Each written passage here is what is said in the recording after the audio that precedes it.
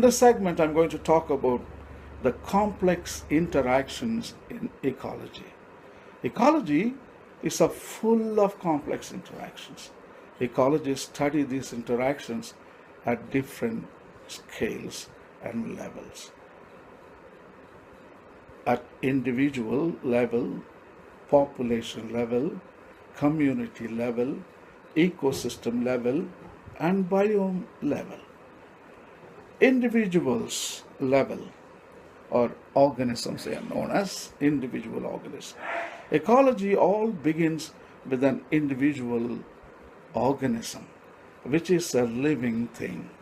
The example we are going to learn is the fox. So an organism can be represented by one single fox.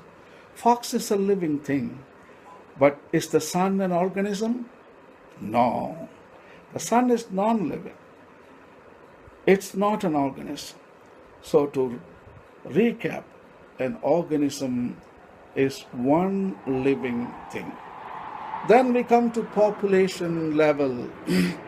But if I want to make an organism fit the definition of a population, I have to change a few things.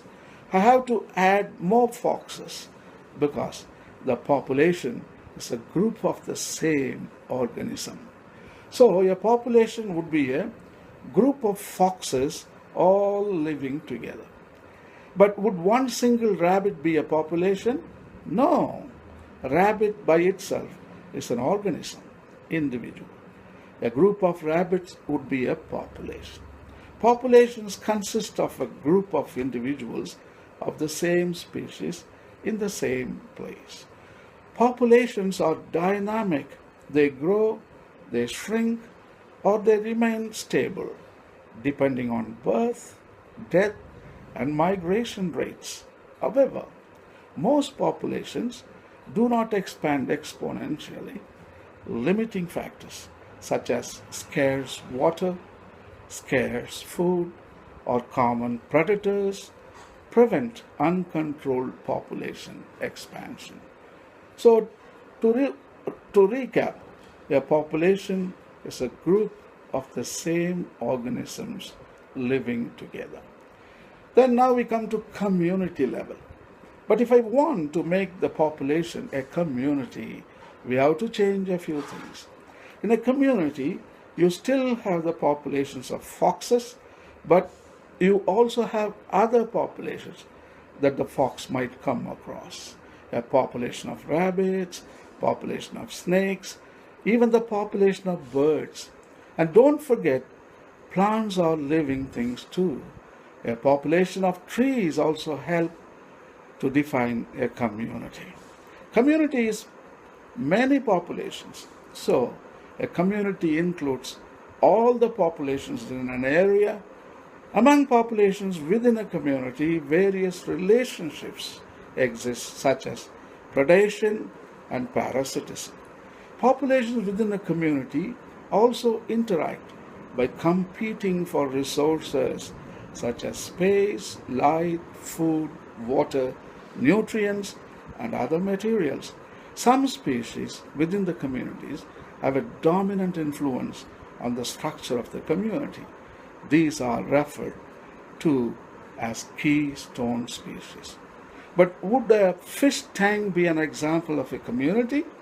No. A fish tank includes living and non-living things. A community has all only living things. So to recap, a community is a many populations living together. Now we come to ecosystem level. But if I want to make community into an ecosystem, we have to add a few things. An ecosystem includes everything in a community and the non-living things like sunlight, clouds, rocks, mountains, and temperature. Communities within their non-living surroundings are called ecosystems, which cycle nutrients and water between organisms and their environment. An ecosystem is living and non-living. Now, sometimes in an ecosystem, organisms compete or fight for survival. In this ecosystem, the fox and snake try to compete for rabbits. Another example for competition could be the big tree versus the small plants as they fight for sunlight.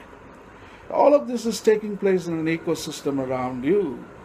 Would water be an ecosystem? No. Water is just one non-living thing.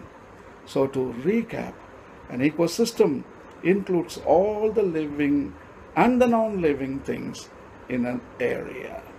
Now we come to the biome level. At the broadest scale are large geographic regions characterized by particular climates and dominant communities known as biomes. Biomes consist of individuals, populations, communities, ecosystems, and their environment. Biomes are dominated by the same climates, communities, and soils. The world's major biomes are generally considered to include tropical rainforests, deserts, grasslands, temperate deciduous forest, boreal forest, and tundra. Thank you.